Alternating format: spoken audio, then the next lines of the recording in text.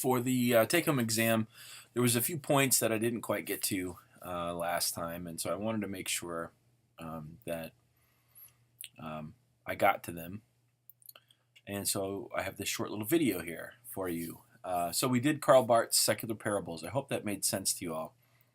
To see pop culture as signs of the kingdom of God that speak God's truth because they're reflecting or refracting the word that God speaks in the person of Jesus Christ. So that's Karl Barth. Now what Moltmann does, and I really like Moltmann and actually think we should use the language of promise. So Moltmann sees creation as the promise of the kingdom of God. If you remember what I was doing when you asked me, when we were talking about the Genesis text, and I was talking about it, an eschatological focus of the text and so on, that's really what I'm saying here. That that the creation itself points to the kingdom of God, that the culture itself can point to the coming kingdom of God.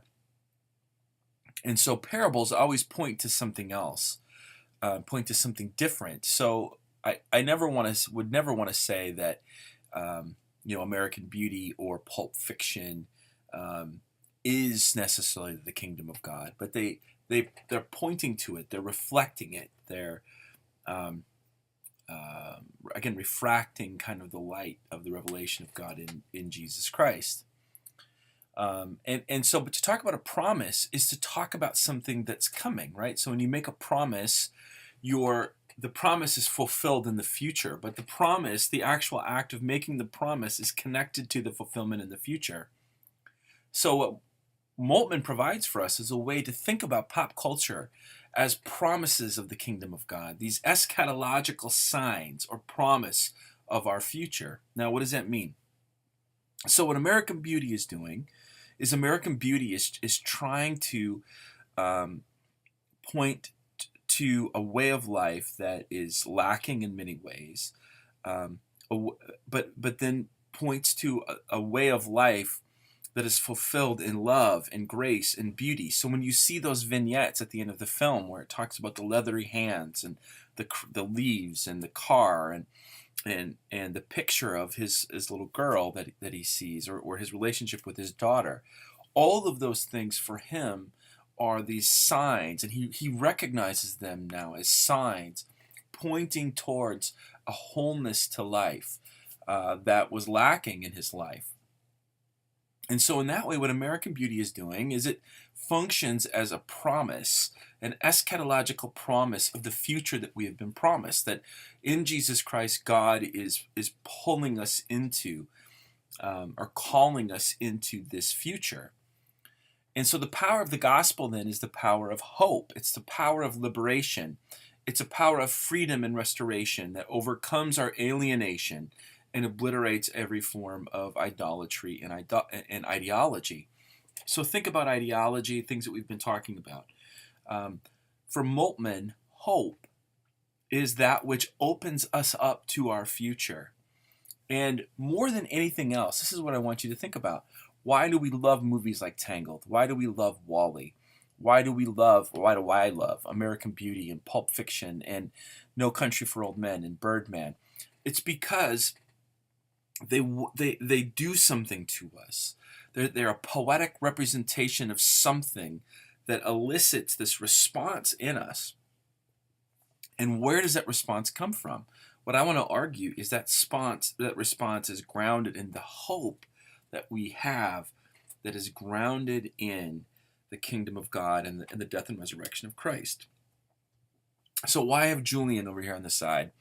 Look at the quote, all shall be well, for there is a force of love moving through the universe that holds us fast and will never let us go. I would make the argument that pop culture becomes a sign of the kingdom of God and a promise of the kingdom of God when it breaks through the violence, and when it breaks through all of the things in our lives, the concepts and the idolatry and the ideology that oppress us, and open us up to love, to encounter the world and to encounter the other. And like we've been talking about with Barth, these don't have to be Christians necessarily. The kingdom of God is breaking into the world. And so these manifestations of pop culture can do this on their own. And that may skew us to not necessarily be concerned with the authorial intent necessarily. How do the signs of the symbols of the text itself of pop culture push us in that direction? So I hope Moltmann makes sense. This is where the promise of pop culture comes in. I'm not going to do Jacques Ellul. It gets a little complicated. I love Ellul. I actually think we've talked about him in the past. I think his theology is needed, but it's very similar to Barth and Moltmann. And so for now, let's just stick with Barth and Moltmann. And then I had these things, the promise of the kingdom of God, whether it's Beyonce, American Beauty, or even sports. Anyway, you get that picture there. So I did want to kind of run through this a little bit better. It's in your book, so read in the book too, and I'll put the page numbers for that on the prompt for the midterm. But it goes through author-based interpretation, text-based, and then kind of community, ethnographic-based interpretation. Obviously, this one focuses on the author. So to really understand Pulp Fiction, you got to get into the mind of Quentin Tarantino. To understand Star Wars, you have to get into the mind of George Lucas. Detropia is a very interesting documentary done on Detroit, and I think her first name is Heidi. Her last name is Ewing. To understand the documentary, you need to get into her mind and what is her intent, what is she trying to do. So you would look at the context, the cultural context of these of the directors. Where are they coming from? So Martin Scorsese, for example, is Catholic. We would want to take that into consideration. Guillermo del Toro, you would find, I think, religion plays an important part there. And then you would want to get at the intent of the author. What is the author trying to do? And so you can read about that and hear how the author frames their own work. And then you would look at their body of work. So you would interpret Pulp Fiction in the context of Reservoir Dogs, and then Django Unchained and Inglourious Bastards. And you would see that there's this body of work. And you do the same with Lucas. Scorsese, other directors doing similar stuff. But then you would do the psychological or psychoanalytical work. So one of the best examples of this is Alfred Hitchcock.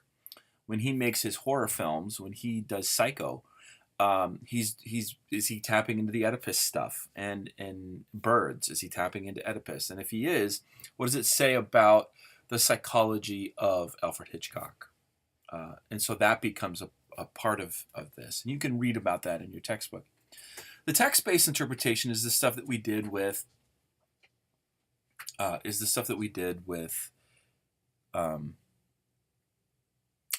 post-structuralism, structuralism, and post-structuralism. So it's about semiotics or signs and their meanings, as we talked about that. One of the major focuses here is difference, how these signs represent things within a larger system of signs. So Jules and Vincent. Jules represents transformation and grace. Vincent represents chance and violence. You have Anna and Elsa. What do they represent? There's this whole kind of LGBTQ interpretation of Frozen, for example. That what you have with Anna is a representation of the gay community, and being open about who they are. And so you look at the relationships within the film. You would look at differences and contrasts, but you also kind of look at the image of the world and how that is being portrayed. Frozen, for example, is it a feminist film? Is it not a feminist film? Does it break the stereotypes of some of the other, queen or women roles in Disney, for example? And then you have I don't even know how to say this word, but menomony, where it's that whole slippage of meaning, denotative and I can't say it, denotative versus connotative. In other words, to denote something is what it is literally. So, for example, Anna is she has this power. She's afraid. She runs out. Right. So, what actually it is what is she letting go? Her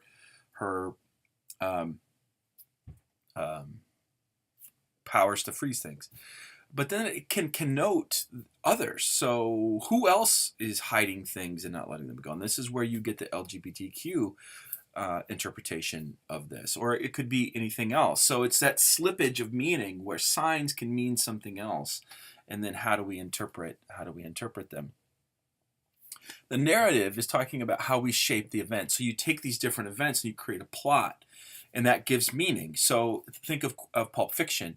The events are shaped in a particular way. It's not chronological, but the shaping creates a particular meaning. So how does the narrative, shape of the narrative itself, give meaning to the text? And then characters and characterization. What are the characters playing, and what's the identity, and how does it come out of that character? And then you also have the issue of discourse. So how the way that we narrate things create meaning and construct reality. So the LGBTQ discourse would look at Frozen and then say, okay, this means this. And so those discourses shape the way that we kind of think about the world. So that's a text-based kind of a way of interpreting pop culture. And then the ethnographic, I hit on this very briefly, and I felt like I didn't do it enough justice, so I wanted to come back to it. How do communities consume it? I mean, how does a community respond to? And so Star Trek, for example, was a TV series, was only on for a couple of years, but the response from the community just blew up and went beyond anything that could have ever been imagined.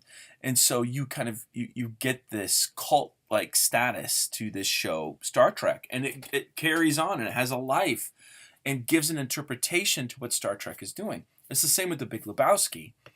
If you watch The Big Lebowski, it can be a little bit of a kind of confusing film, but it has taken on a life of its own and has become a cult classic for many people. So you would want to examine that.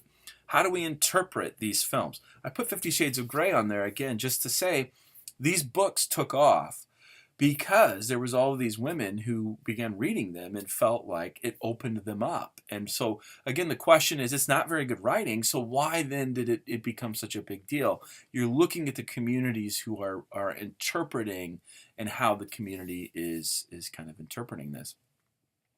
So I wanted to come back and do this with you. Just do this short little video because I felt like I needed to give a little bit stronger picture of these different ways of interpreting. So there are chapters in the book that deal with these things, and they give examples. I think they use Eminem for the author-based. I think they use Homer and The Simpsons for the text-based. I can't remember what they do for the ethnographic one. But make sure you've read those, and this was a way to try to kind of help you better understand what I was trying to do in class.